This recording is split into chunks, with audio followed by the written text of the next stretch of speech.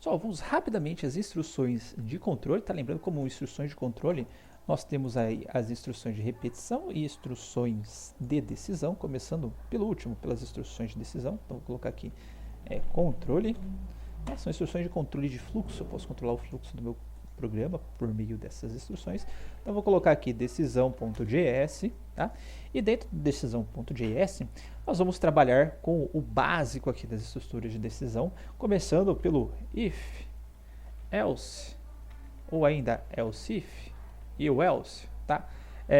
Igualzinho do Java, tá? Então se eu tenho aqui const idade não, né? Idade igual a 26, né? Eu posso fazer if idade menor que 12, console.log vai ser criança, tá?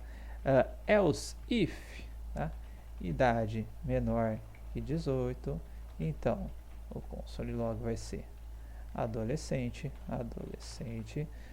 else if idade menor que 65, então console.log adulto, e o else, tá? Conforme uma das opções anteriores, console log vai ser idoso, tá? Então vamos lá na pasta do controle ls node decisão.js, tá? Saiu aqui o adulto 26, ele é adulto de acordo com meus if else, tá? Então muito simplesinho, if igual no C ou no Java, né? If entre parênteses aqui a condição que eu quero analisar. Se tiver uma única instrução, né, eu não preciso das chaves também, né, mas por padrão coloca a chave para não ter erro. Se tiver mais de uma instrução, preciso das chaves, né, enfim, mas eu sempre uso com bloco. E aí eu tenho a possibilidade do if else ou do if else if, caso eu tenha vários ifs a serem feitos. Obviamente que eu posso fazer encadeamentos de if, mas tem o else if aí para inventar o encadeamento e deixar o código mais claro, tá? O outro que a gente tem é o switch, tá? O famoso switch case. Então, aquele exemplo clássico, né, do const dia semana igual a 2, né? E eu posso fazer um switch em cima dessa variável. Então, muito simples, switch dia semana, né? E aí vem case. Se o case for 1, então ele vai ser, vou dar um console.log domingo.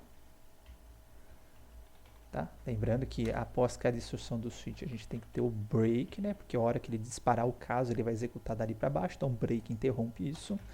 O case 2, vamos colocar aqui o console. Na verdade tinha que ser primeiro dia domingo, tá certo. Opa, Ctrl B, volta. Depois a segunda break. Se eu quiser ter um caso default também, né? A gente pode colocar o caso default. Colocar aqui rapidamente o outro dia da semana, tá? E aí, se a gente rodar aqui o nosso node de decisão, deu segunda, porque bateu o caso 2. Se eu colocar caso 7, né? Deu outro dia da semana. Então, temos aqui o switch case, rapidamente, e temos aquele operador ternário também, né? Então, por exemplo, eu posso pegar const idade 2 igual a 46, e aí colocar um console.log. Aí o operador ternário, você coloca a variável que você quer, coloca o teste sobre a variável, né? Então, por exemplo, eu quero verificar se a idade é menor que 18, o símbolo de interrogação, né? E aqui eu vou colocar uma instrução caso seja verdade. Caso seja verdade, instrução não, qual que vai ser o retorno, tá? Do operador, caso seja verdade. Caso seja verdade, eu vou falar que ele é uma criança.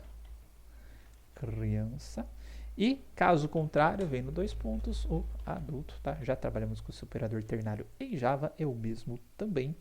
E aí, vamos executar para a gente ver. Nesse caso aqui ele é um adulto, porque 46, se eu jogar aqui para o 12, tá? Ele vai retornar, opa, idade 2, né, meu querido? Tá? Vai retornar criança. Deixa eu voltar agora, né, para outra idade que eu tinha aqui, que era o 26. Tá? retornou aqui adulto. Lembrando que aqui a gente consegue, entre aspas, fazer um if, caso você queira dar um retorno de alguma coisa, né? Precisa fazer if, retorno tal, if, tal coisa. Você já consegue fazer tudo numa única linha só, tá? Então essas são as estruturas de decisão. Nós temos também, como instruções de controle aqui, as instruções de repetição, tá? Também muito clássicas e comuns aqui, o famoso for, o while, o do while, tá? Então vamos lá para repetição, tá? .gs. Só que aqui dentro da repetição eu vou ter alguns fors aprimorados, que nem a gente tinha no Java, para determinados tipos de situação. Vamos começar com o for básico, tá? E aí para explicar o for, tá? Eu vou trabalhar eles com tabuada inicialmente, depois eu vou explicar como é que eles funcionam com arrays, tá? Então, primeiro for básico, né? Se eu quero colocar aqui, por exemplo, const tabuada, para fazer uma tabuada, que era a tabuada dos 5, tá? A gente vai declarar o for, vai declarar a variável controladora do for, é o vício int, né?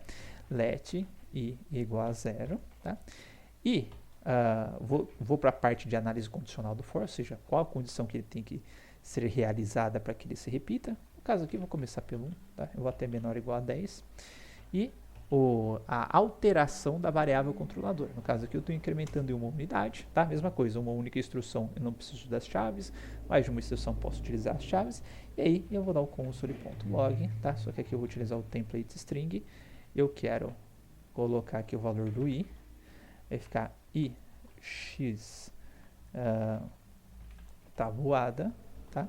Vai ser igual, e aqui o i vezes tabuada, tá? Executando este carinha aqui, então node repetição.js, nós temos aqui a nossa tabuada na tela. Se eu for fazer a mesma coisa com o while, então o while eu vou colocar aqui const contador do meu while, vai começar em 1, desculpa, vai começar em 1, então enquanto o meu contador for menor igual a 10, eu vou colocar este carinha aqui, ou mesmo console na tela. Vamos colocar aqui, e não, né, meu querido, agora é contador e o contador. Agora sim nós... meu querido, esqueci de dar o contador. Mais, vai só no Ctrl+C, Ctrl+V. Tá? E aqui meu contador tem que ser let também, que eu tô Ctrl+C, Ctrl+V, né? A gente erra. Tá aqui o nosso contador. Então o while, né, vai fazer o teste condicional no início, enquanto essa condição for verdadeira, ele faz, tá? Tem que alterar esta variável que está aqui para algum momento ela ser falsa, senão vai entrar em loop infinito, que nem aconteceu, tá? Tem que deixar a variável ser let, porque eu tinha o vício é colocar const, tá? Colocamos o let aqui e ele vai repetir enquanto essa condição for verdadeira. E o do while, que é uma estrutura de repetição, que difere do for e do while, que faz um teste no início, tá? O do while é com teste no final. Então, colocamos aqui o while, o contador menor igual a 10, tá? Vou copiar este carinha aqui, só que agora eu tenho que declarar o contador 2 e contador 2, tá? Então, let contador 2 igual a 1. E aí ele vai fazer a instrução, as instruções estão dentro aqui do do, tá? Vai fazer o teste condicional, se for verdadeiro ele volta e repete, tá? Então, load, temos aqui, ó, 3 tabuadas bonitinhas, dos 5, cada um com uma estrutura de repetição particular, tá? Normalmente a gente usa essas instruções de repetição para percorrer arrays, né? Então, vamos fazer alguns exemplos de como a gente pode utilizar estrutura de repetição para percorrer arrays. A gente já viu uma função callback, que é o for each, né, para percorrer os arrays. Então, não vou repetir aquela parte da função callback, só vou fazer com que a gente percorre arrays com fors, tá? E lembrando também que a gente já viu uma gama de opções lá para percorrer arrays, sumarizar o array para gerar novos arrays, que é o map, que é o filter, enfim, tá, temos as funções callback, mas de qualquer forma vou deixar aqui para vocês. O primeiro é o for in, tá? Eu tenho o for in e eu vou ter o for of, tá? Ambos vão ser muito parecidos, tá? E aqui eu vou colocar o for normal, que eu vou chamar aqui para a gente fazer 3 exemplos com arrays, tá? Vou criar aqui um array, que eu chamo de lista, porque para mim é uma lista, não é só um array. Mas vou criar aqui um const disciplinas, né? Disciplinas, vai ser igual, tá? a uma lista de disciplinas, e aí eu vou colocar PO, vou colocar aqui dentro IA, e aí eu vou colocar aqui dentro web, tá? E eu vou colocar também, vou fazer um for de maneira diferente, que eu quero percorrer um objeto. Como assim percorrer um objeto? Vocês vão ver o que eu estou falando. Vou colocar aqui pessoa, igual, nome, Rafael, tá? Meus famosos campos, idade, 2,35 e a profissão, 2 pontos. Se colocar sem um acento, professor, tá? Bom, se eu quiser percorrer todas essas disciplinas utilizando o for normal, sem ser o for in, sem ser o for of, tá? Como que eu posso fazer isto daí, tá? Bom, primeiro, vou ter que criar o for, obviamente, colocar uma variável controladora do meu for, pode ser i igual a 0 para variar, tá? I menor, eu vou ter que pegar o tamanho das minhas disciplinas, então disciplinas.length, tá? Igual no Java, a gente tem um atributo .length para retornar o tamanho do array, e mais, e aqui eu simplesmente dou um console log, tá? Coloco a disciplinas e passo aqui o índice da minha disciplina, tudo bem? Então, feito isso, vamos executar aqui, eu tenho aqui PO, IA e web, tá? Então, essa é uma forma que eu tenho de percorrer com o for normal. Se eu utilizar o for in, tá? Como que vai funcionar? Aqui já é um for aprimorado, vamos assim dizer, tá? Só que o que vai acontecer com este for in? Então, vamos ver, tá? No for aprimorado, o que a gente fazia? A gente fazia uma variável controladora, né? Por exemplo, i, tá? Colocava 2 pontos e aí colocava o array que a gente queria percorrer. Nesse caso aqui, no lugar de 2 pontos, eu vou utilizar o in, tá? E o que isso vai me retornar? Vamos ver aqui, ó. Eu vou colocar o in na tela para vocês. Vou colocar aqui para rodar. Ele executou 0, 1 e 2. Ou seja, nesse tipo de for aqui com o in, for aprimorado, que é o for in, ele vai me retornar os índices do meu array. Então, se eu colocar mais uma disciplina aqui, web, vou colocar aqui side, hora que eu rodar esse cara aqui, ele já está me retornando 0, 1, 2, 3, tá? São os índices do meu array. E se eu tenho os índices do meu array, eu posso fazer algo parecido com isso. Colocar aqui, colocar o i, o tracinho, e aí, disciplinas, e o i, que é o índice do meu array, certo? Rodando aqui, olha que bonitinho que ficou, tá? E ficou, vamos dizer assim, mais enxuto, né? Que o for que eu declarei aqui. Então, o for in, o i vai retornar os índices do elemento do meu array, tá? E por fim, eu tenho o for of, tá? For.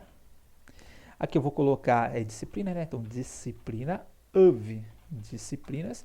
E o que vai acontecer com o of? Vou colocar aqui o console.log. Disciplina. Tá? Vou rodar. E aí, o que aconteceu aqui, ó? Cada disciplina aqui dentro do of virou um item do meu for, tá? Então, na primeira iteração, a disciplina era PO, depois virou IA, depois o web, depois site. Então, o of, ele vai retornar o elemento do array iterativamente. O in, o índice do elemento. Iterativamente, tá? E lembrando que se a gente quiser, né, só para colocar o for it, que não é bem um for, mas enfim, né, a gente tem lá, por exemplo, o for, disciplinas, ponto, for it, aí eu vou passar uma função callback, né, o primeiro item é o valor, que no caso é disciplina, se quiser o índice, o segundo é o índice, então índice, e aí o que eu vou fazer com esses caras? Eu dou um console.log, e aí eu vou copiar esse carinha aqui, vai ficar disciplina, e aqui vai ficar índice, certo? Vamos rodar aqui novamente, eu tenho o índice e a minha disciplina utilizando o for it, ok? Bom, tudo isso aqui para arrays, tá? Só que se eu estou lidando com objetos, tá? O que vai acontecer se eu usar o for in, tá? Bom, se no array, tá, o for in ele me retornava os índices, que seriam, podemos entender assim, como se fossem as chaves para eu acessar os elementos do meu array, tá? Se eu estou utilizando o for in para objetos, tá? Ele também vai retornar as chaves. Como assim? Tá? Vou colocar aqui, ó, campo in. Pessoa, foi a pessoa que eu criei aqui. campo em pessoa. Vou até jogar a pessoa aqui mais para baixo, para ficar mais próximo, tá? Eu vou colocar aqui um // for in objeto. Vou colocar o campo em pessoa e vou dar o console.log e colocar o campo aqui, só para ver o que ele vai imprimir na nossa tela. Opa! Uia, eu achei que eu tinha dado Ctrl V, esqueci do Ctrl V. Olha que beleza, tá? O que ele imprimiu na tela? Nome, idade e profissão. Ó, ele imprimiu os campos da minha pessoa aqui na minha tela, tá? E uma vez que eu tenho os campos, né? Lembra que se eu quiser acessar um objeto pelo campo, né, só que esse campo eu não estou explicitando no código, eu quero pegar por meio de uma variável, a gente pode fazer assim, né? Pessoa e colocar o campo. E aí, para ficar bonitinha a minha impressão aqui no console log, eu vou pegar essa pessoa campo, né? Vou jogar aqui para dentro. Opa. E aqui eu vou colocar também, pegar o campo e colocar um 2 pontos aqui, tá? E agora a nossa impressão vai ficar bonitinha com campo, valor, campo, valor, campo, valor, tá? Aproveitando, tá, o ensejo, tá? Dentro da classe Object, então vou colocar um log aqui, Object, ela possui uma série de campos. Um dos campos bastante utilizados é o keys, tá? Que se eu passar um objeto para ele, pessoa, ele vai me retornar todas as chaves daquele objeto, tá? Então, uma forma alternativa também que eu tenho de pegar quais são as chaves do objeto. Tá vendo aqui? Ó, ele está me retornando uma lista, uma string com os campos, tá? Dentro da pessoa. Bom, eu posso utilizar também o for in, tá? O que o for in vai me retornar, tá? O for in vai funcionar o seguinte: a gente vai declarar uma variável que vai armazenar alguma coisa, vou chamar de in. Vou utilizar o in e a coleção que a gente quer percorrer com o for, né? No meu caso aqui são as disciplinas. Então, for in, for let i, desculpa, né? In disciplinas, ok? Vamos abrir as chaves aqui e eu simplesmente vou colocar um console.log e colocar o i aqui para saber o que esse i ele está virando aqui dentro desse for. Se a gente rodar, tá? O que aconteceu? Colocou 0, 1, 2, tá? Que são os índices das minhas disciplinas aqui, 0, 1 e 2. Tanto é que se eu colocar mais uma disciplina aqui, colocar TA, tá? Vou dar repetição, agora eu tenho 0, 1, 2 e 3, tá? Então, no in, tá? Esse i vai meio que virar a chave para eu acessar um elemento dentro do meu array, tá? Então, vai estar retornando as chaves, no caso do array, está retornando os índices do meu array. Então, se eu quiser uma impressão bonitinha aqui, eu posso fazer o seguinte, né? Colocar o i, esqueci da cifrão, tracinho, e vou colocar aqui o disciplinas e tá? A hora que eu rodar esse cara aqui, eu tenho 0, 1, 2, 3, certo? Então, uma forma bastante elegante da gente percorrer o nosso array, tendo os índices e recuperando os valores do array, tá? Já o for of, então vou colocar aqui for of, tá? Então, for let, vou chamar de disc of disciplinas. O que ele vai retornar para a gente? Vou colocar aqui o console.log e colocar a minha disciplina aqui dentro. E aí, tá? Node repetição. O que ele retornou para a gente? Ele retornou os valores das minhas disciplinas, tá? Então, a cada interação do for of, a minha variável vai virar um elemento aqui do meu for, que é mais parecido com o for aprimorado que a gente tinha no Java. Tudo bem? Bom, a gente tem o for each, né? Mas aí ele é um método dentro de um objeto, tá? Não é uma estrutura de repetição. Mas enfim, só para ficar registrado, né? O for each, né? A gente vai ter lá o disciplinas.for each. E aí a gente, se quiser dois, né? Se quiser tanto o valor quanto a chave, a gente passa disc, passa o índice, tá? E aí eu vou dar um console.log, vou colocar, vou colocar o meu ind, tracinho, colocar a minha disciplina. E aí, no de repetição, a gente tem o mesmo efeito que a gente tinha aqui em cima com o for in. Tudo bem? Bom, além disso, tá? A gente pode utilizar o for in não só para percorrer arrays, como para percorrer objetos. Como assim? Tá? Posso utilizar o for in para retornar todas as chaves do meu objeto. Então, vou colocar aqui, ó, um for in para objeto, Tá? Vou jogar essa pessoa aqui mais para baixo, só para ficar um pouquinho mais próxima da onde a gente está. E aí, se eu colocar for, colocar aqui, ó, let chave em pessoa, tá? Que é o meu objeto, e dar um console.log,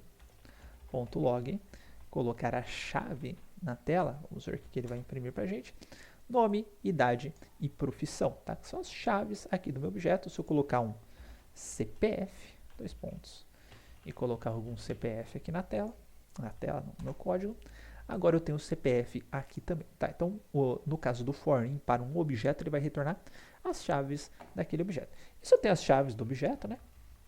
Eu posso retornar os valores desse objeto. Então, só para ficar um print mais bonitinho aqui na tela, eu vou colocar chave, dois pontos, e aí eu vou colocar pessoa, chave, tá? Lembra que eu falei que eu posso acessar um campo de um objeto, tá? Também utilizando o colchetes e passando qual que é a chave que eu quero acessar, qual que é o valor do campo que eu quero acessar. Nesse caso aqui, nós temos essa impressão mais bonitinha na tela, tá? Vale ressaltar também, tá? Que dentro da classe Object, vou colocar um console.log aqui, Object, ponto, eu tenho um método aqui que chama keys, tá? O método keys, ele vai retornar as chaves de um objeto. Então, se eu passar keys pessoa e rodar, ó, ele está retornando um array, tá? E que cada elemento do array é um campo aqui do meu objeto, tá? E dado isso, se você quiser usar o for of, né? A gente pode utilizar o for of agora, então let, tá? Vou chamar de chave também, of object keys pessoa, porque cada chave vai virar uma chave, né? Cada chave vai virar uma chave, porque o object keys retorna um array de chaves. E aí a gente vai colocar o console log da mesma forma que está ali em cima, tá? Eu vou rodar agora de novo. E nós temos dois códigos aqui que são idênticos, tá? Só que um já estou acessando, obtendo a chave direto, outro estou obtendo a chave por meio do object keys. Tudo bem, pessoal? Então, são essas as instruções de repetição que nós podemos utilizar, mas quando a gente está trabalhando com instruções de repetição, como no for aqui, ou no while, ou nas estruturas de decisão, no if, por exemplo, né, a gente tem aquela análise condicional, né, e para isso nós precisamos dos operadores de comparação, operadores de relação, operadores lógicos, tá, booleanos, que aí se eu quiser fazer unir duas comparações, o resultado de duas comparações, tá? Para saber se elas são verdadeiras ou se uma é verdadeira ou outra não.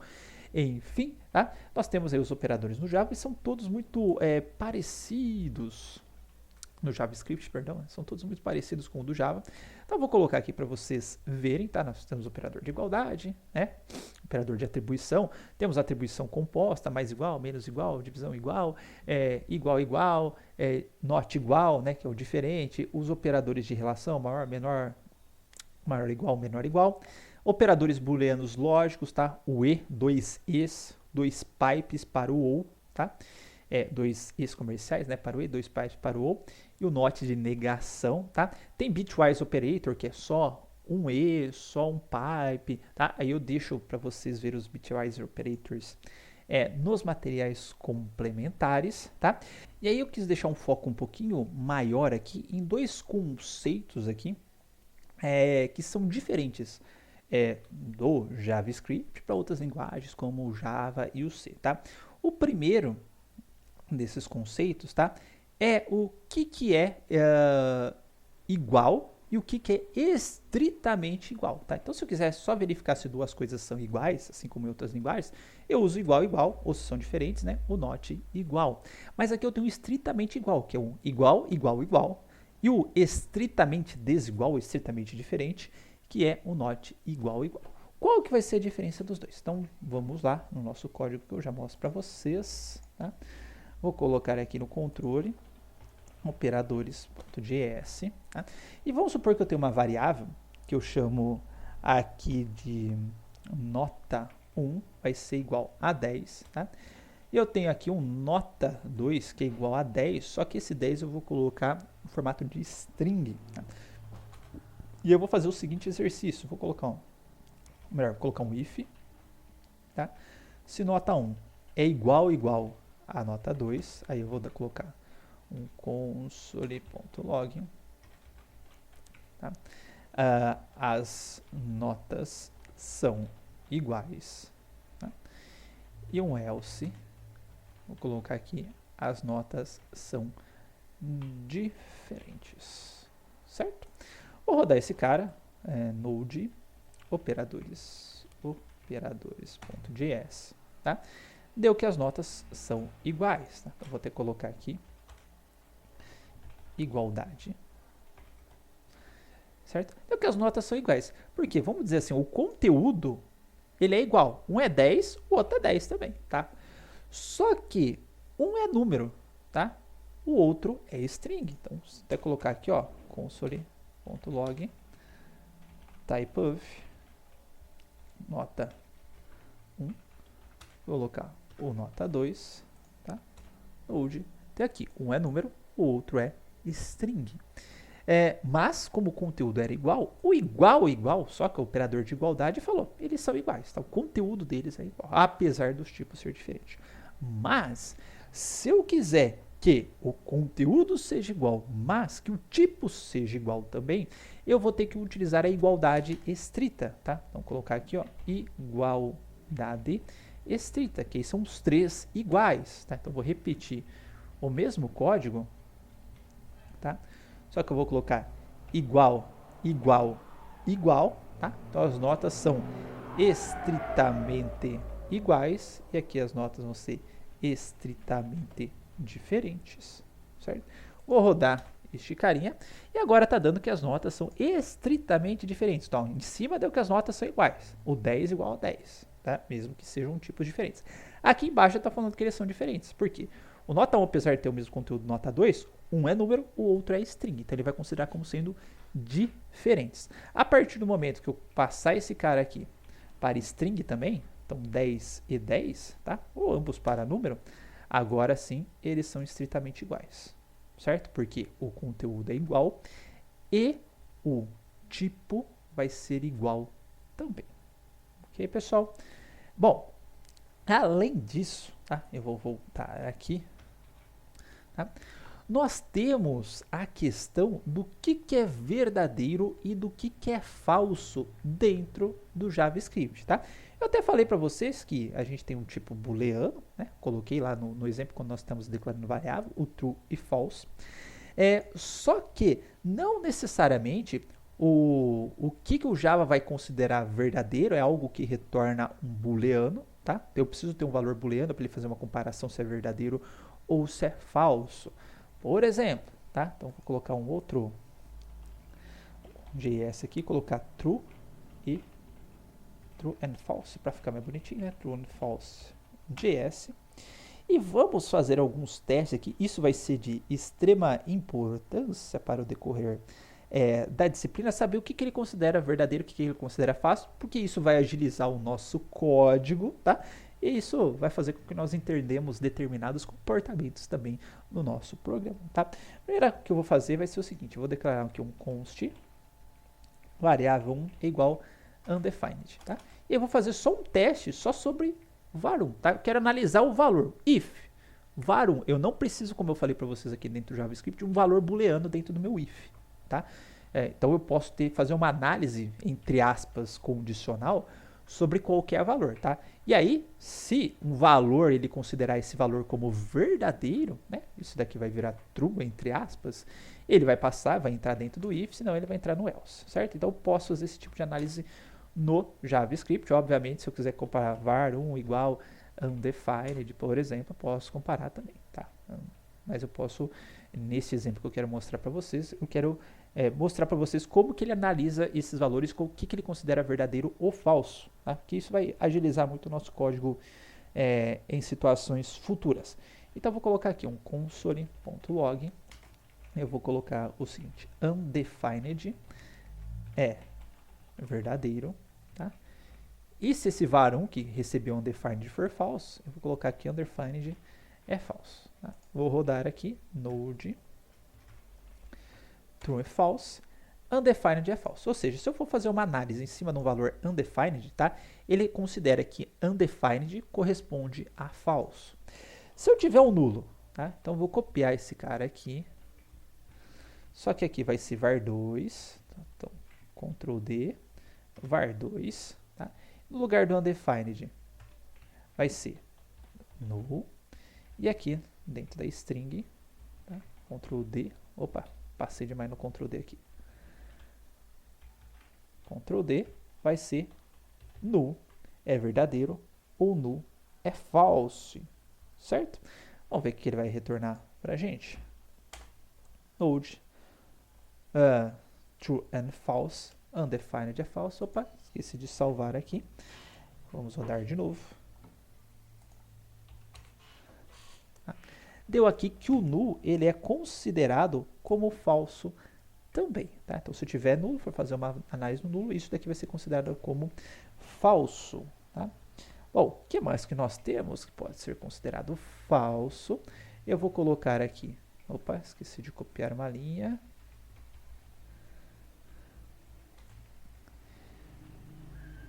Vou colocar aqui um var 3 e vou colocar o número 0 dentro do var 3. Aqui eu vou trocar para var 3 e aqui no lugar do nulo, tá? Eu vou substituir por 0, certo? Vamos ver o que vai acontecer. Node true and false. Esqueci de salvar de novo. Tá? Agora sim, node true and false. E deu que o 0 é falso também, tá? Então, se for fazer algum tipo de comparação, tiver o 0 ali dentro, o 0 ele vai ser considerado como falso. Por fim, ou para finalizar esta primeira parte, não, tem mais duas aqui para a gente testar como falso. O var 4.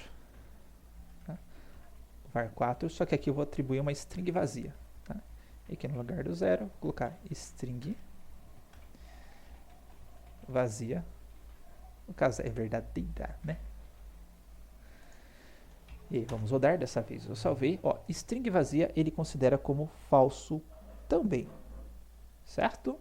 Bom, e agora vamos fazer um último teste aqui neste arquivo. Depois eu vou mudar de arquivo. Ar5, vou colocar uma lista vazia. Tá? E aí, vamos copiar aqui. Var 5. E eu vou colocar aqui lista vazia é verdadeira, tá? Nesse caso aqui, ó, coloquei proposital, mesmo que eu tenha um conteúdo vazio, tá?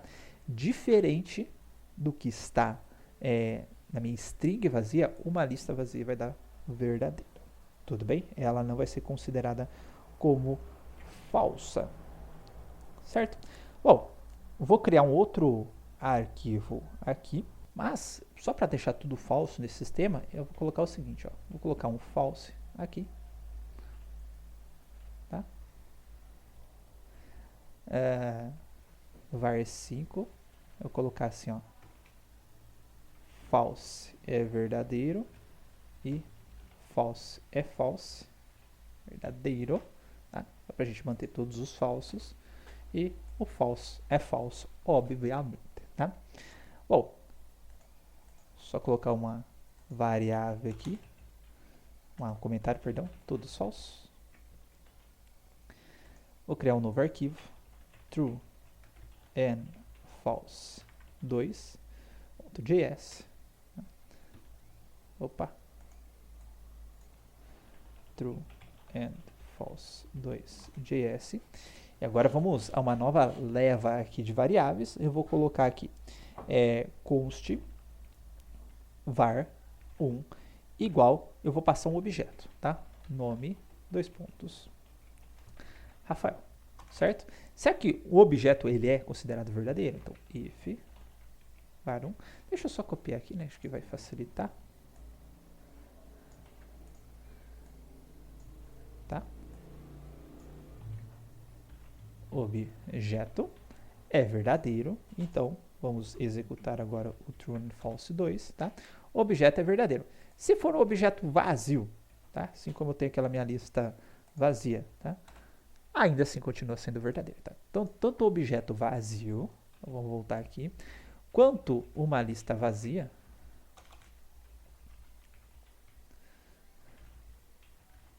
tá? Vou colocar aqui como var2,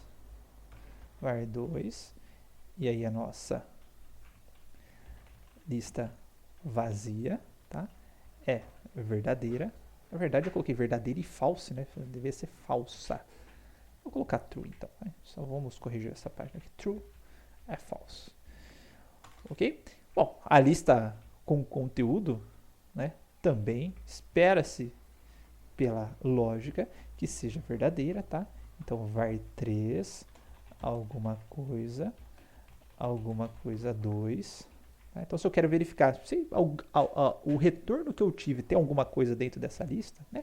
Eu posso ir de cara na minha lista, né? Verificar se a... E aí vamos colocar aqui a lista preenchida, tá?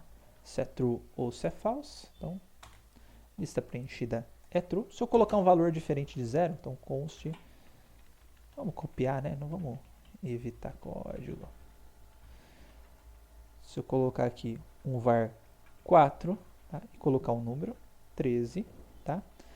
Eu vou colocar aqui diferente de 0, tá? Para saber se é true ou false.